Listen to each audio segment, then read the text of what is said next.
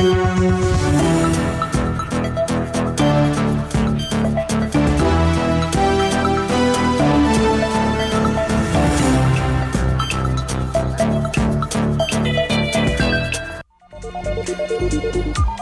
afternoon from the country's capital. This is TV47 News Now. Time to bring you up to speed on what has been taking shape in the world of news from across all the 47 counties. But first, here are the highlights.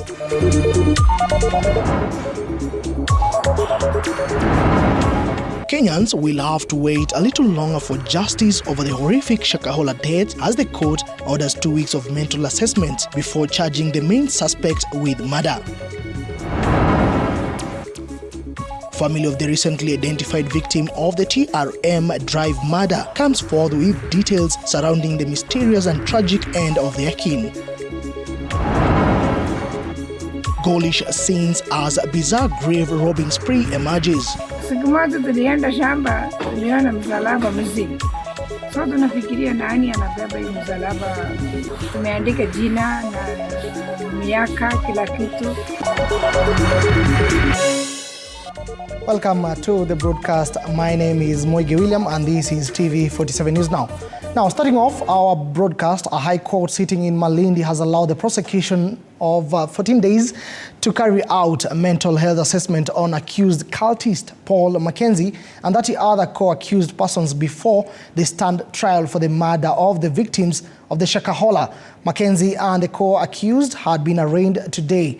The defense team, led by Wycliffe Makasembo, opposed the application. However, Malindi High Court Judge Lady Justice Dande Mogore granted the prosecution 14 days to continue holding the suspects to undergo mental test. The matter will be mentioned on February 6th. MP Dr. Mwana Mole. Betty Rubia. The purpose of this mention is one, to inform that one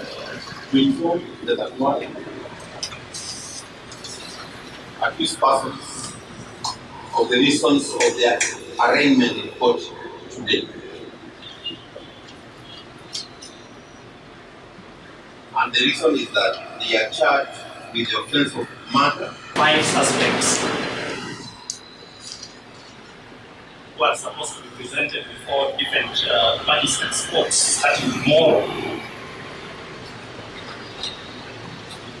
Various offences including manslaughter, radicalization, and offences against children. The first arraignment for such plea being at Shanzu Locals tomorrow, 18th of January 2024. To other news, members of parliament from the opposition have asked the National Assembly Speaker, that is Moses Wetangula, to uphold a special sitting to discuss a motion aimed at impeaching Finance Cabinet Secretary Njuguna Ndung'u. According to Matungulu legislator Stephen Mule, a number of MPs have already appended their signature to a petition to impeach the CS on grounds that he has failed to release national government constituency development funds in due time to facilitate development in schools. Mule argued that the late disbursement of funds has crippled development not only in his respective constituency, but across the country. There is a thorny issue within the flesh, that is the issue of release of CDF funds to the constituencies. I know members in Nairobi, and some of them are also calling me. We are probably meeting today or tomorrow. We have already appended our signatures at the petition which has been done by our whip, Mheshimiwa Mwenje, and through the coordination of Mheshimiwa Otienda Amolo and the leadership of the House. We have appended our signatures to request the Speaker of National Assembly to recall the House, the National Assembly, so that we can discuss the issue of disbursement of NGCDF money for members of the public and members of Parliament to be able to get back to the constituencies and assist parents who are suffering under severe economic times to take their kids to school, to make sure that at least those students who are supposed to benefit from this money, they get the money. And we are not going to relent this war. And I want to urge Professor Ndungu and the Treasury, you either give us good news or we impeach you. Because you know very well January money must be released to the constituencies. You promise we'll have money by 20th of December. Today, we are speaking, it's almost 15, 20 days down the line, and there is no money at the constituency level. Back to the courtrooms, whereby Court of Appeal Judge Mohamed Orsame has advocated for an amicable resolution in the Krema land case, urging the involved parties to settle the matters outside of the courtroom. When the matter came up in court today, the court stressed the importance of negotiation and peaceful resolution as the simplest way to deal with the issue. The three-judge bench upheld the existing status quo, preventing the eviction of over 5,000 occupants on the contested land. The judge further directed parties to promptly file and serve their submissions and have the matter heard expeditiously.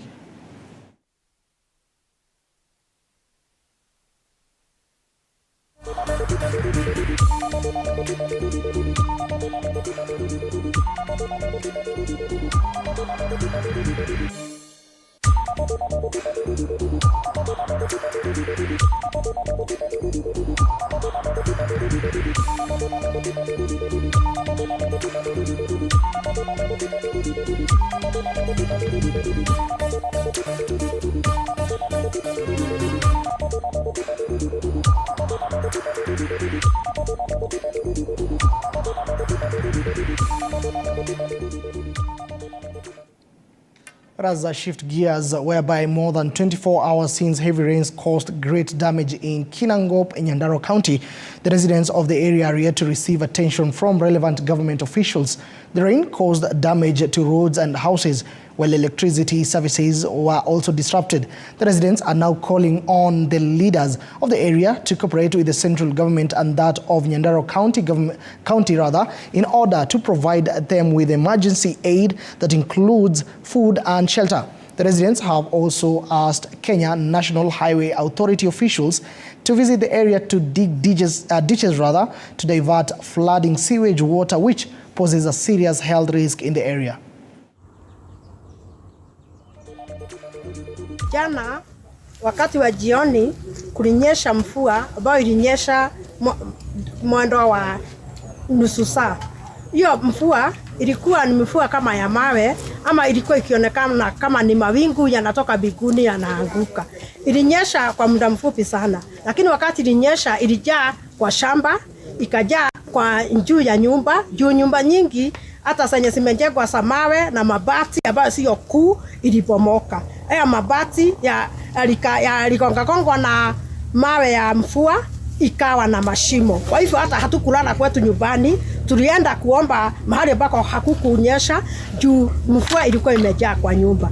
Kwa shamba tulikuwa tumepanda viazi, kuko na mahindi ambayo ilikuwa karibu kukomaa, kulikuwa na miji jugu na yote iliharibiwa na hiyo mvua. Mashamba yetu imeathirika sana. Juu sasa tulikuwa na tarajio tungepata mahindi, na hapa hata nyuma yangu mnaona vile mahindi imeharibika. Mboga zimeharibika, viazi, miji, hata kila kitu. Sasa sisi tunaathirika, tunaelekea kuathirika hata na njaa sababu hatuna chochote. Tulikuwa tunategemea tutavuna ama tupate chakula cha kujitegemea. Sasa hatuna chochote. Sasa tunalilia county government, hata serikali kuu watusaidie kwa drainage ya barabara sababu barabara iko hapa, drainage yake ni baya. To a neighboring county, that is Nakuru, whereby the county government has today disbursed bursaries amounting to 342 million shillings to students drawn from needy families across the county. Nakuru Governor, that is Susan Kihika, said the bursary will benefit 60,425 applicants who are vetted and qualified for the awards. 232 million shillings will go to students from universities, while 118 million shillings will be spent on applicants from humble backgrounds who are joining Form 1 this year.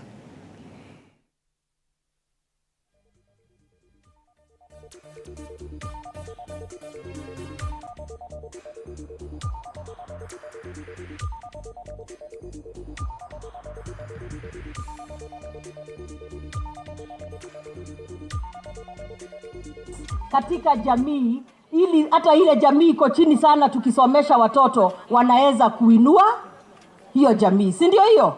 So education is the greatest equalizer.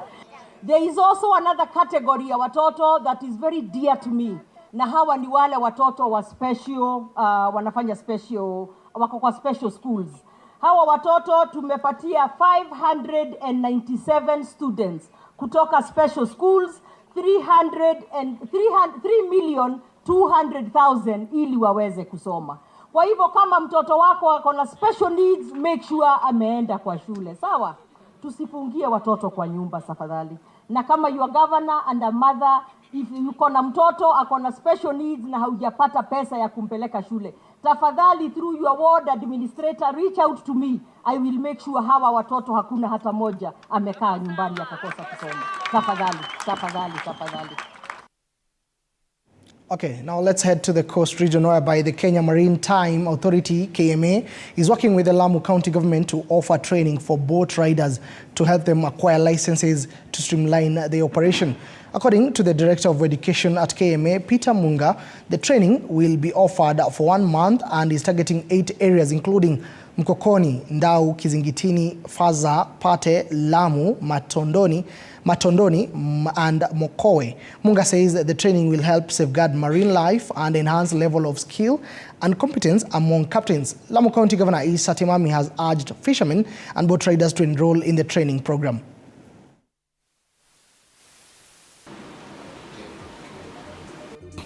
Kwa hivyo tumepropose kuwa hii training ifanyike katika maeneo 8 ili wale wavuvi, wale macoxswain, maboat operators iwe ni urahisi kwao kufikia na kupata yale mafunzo.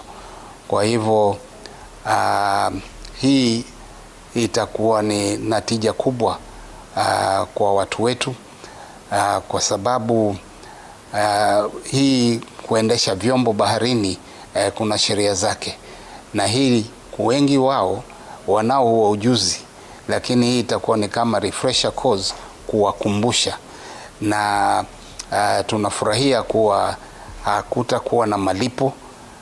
Shirika la KMA wanasimamia hayo yote.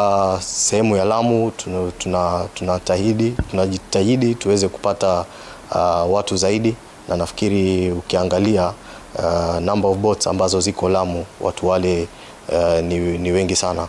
Kwa hivyo tutakuwa na training hiyo. Kwa sasa watu wote ambao wanajua kupeleka boat zile za outboard engine, tunataini pale, tunawakumbusha kidogo mambo ya safety, alafu pia kutakuwa na a class session ambao wataelezwa mambo kadhaa.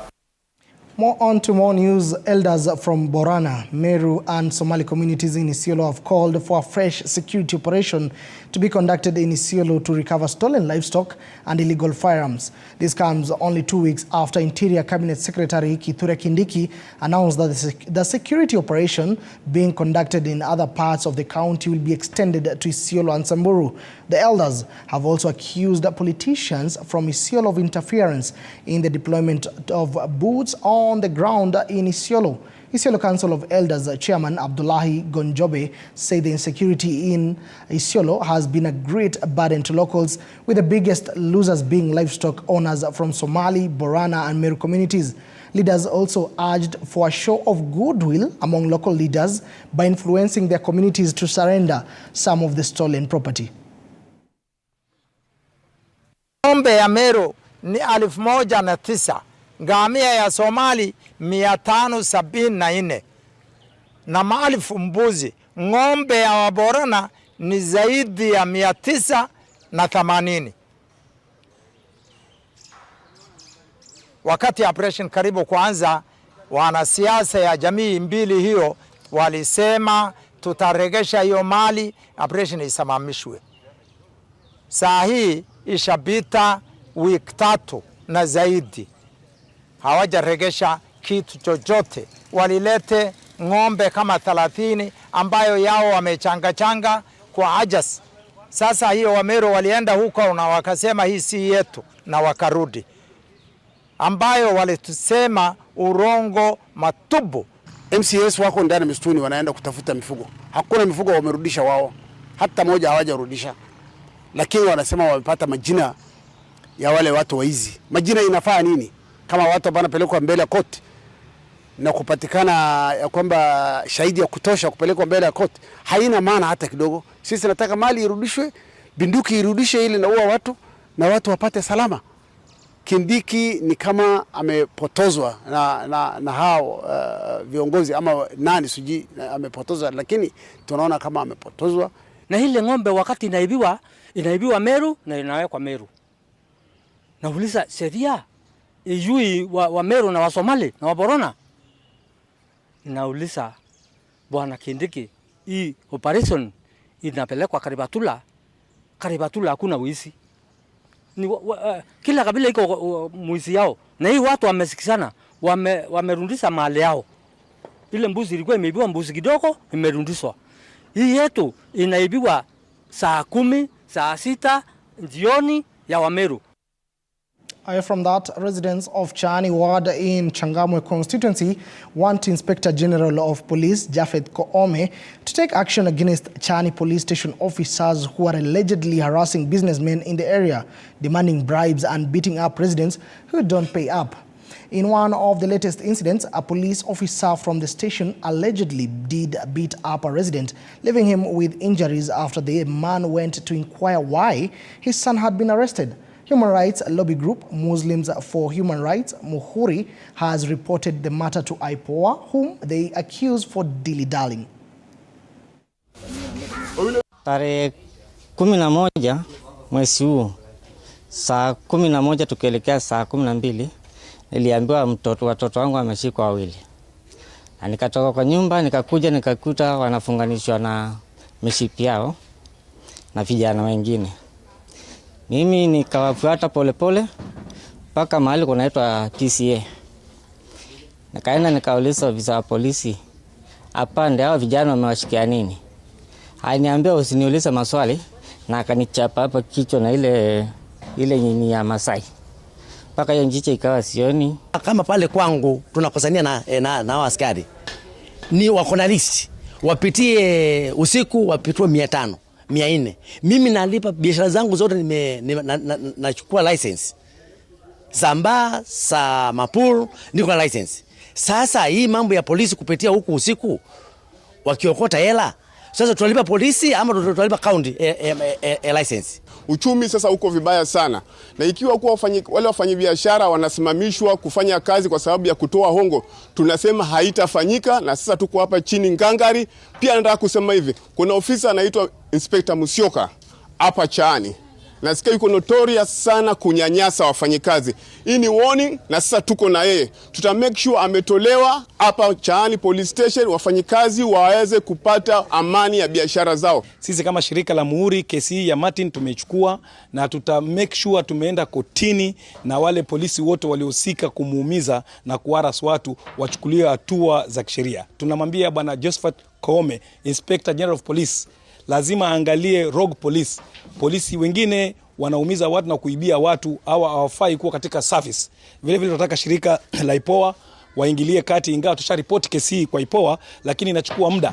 Nimepata malalamishi kuhusu ofisa mmoja inasemekana alidhulumu mfanyabiashara mmoja Chani, lakini ningesi mwenye huyo mfanyabiashara akuje kwa ofisi yangu anieleze hiyo malalamishi yake, ndio tuchukue hatua kuhusu.